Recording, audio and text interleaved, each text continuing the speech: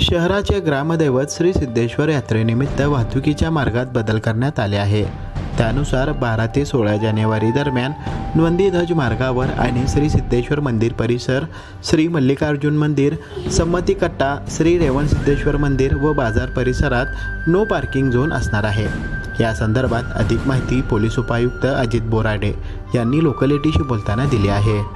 Basically 12 तारखेपासून 16 तारखेपर्यंत सोलापूरचं ग्रामदैवत श्री सिद्धेश्वर महाराज यांची यात्रा संपन्न होणार आहे। त्या अनुषंगानं मोठ्या प्रमाणामध्ये भाविक सोलापूरमध्ये येणार आहे। तसेच 12 ते 16च्या दरम्यान नंदीध्वजांची मार्गावरनं मिरवणूकसुद्धा निघणार आहे। तर त्या अनुषंगानं नंदीध्वजाचा जो मार्ग आहे, मिरवणूक मार्ग आहे, त्या मार्गावर आपण वाहतुकीस बंदी केलेली आहे आणि त्याच्यासाठी पर्यायी मार्ग उपलब्ध करून दिलेले आहेत।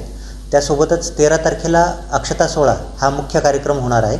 त्या अनुषंगानं सिद्धेश्वर मंदिर परिसरामध्ये आपण नो व्हेकल झोन डिक्लेअर केलेला आहे आणि त्या ठिकाणी कोणत्याही व्हेकलला परवानगी नाही पार्किंगला आणि येण्यासाठी देखील।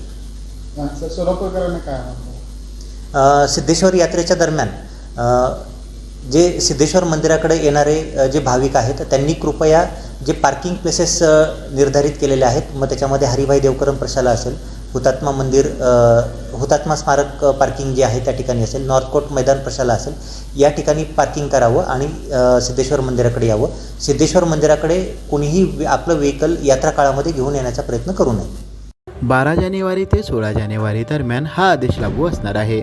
यात्रा कालावधीत पोलीस बंदोबस्ताचे देखील नियोजन करण्यात आले आहे।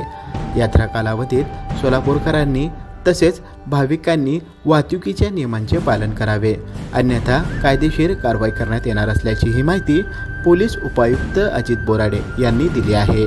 Irfan Patel, news 18 local, Solapur.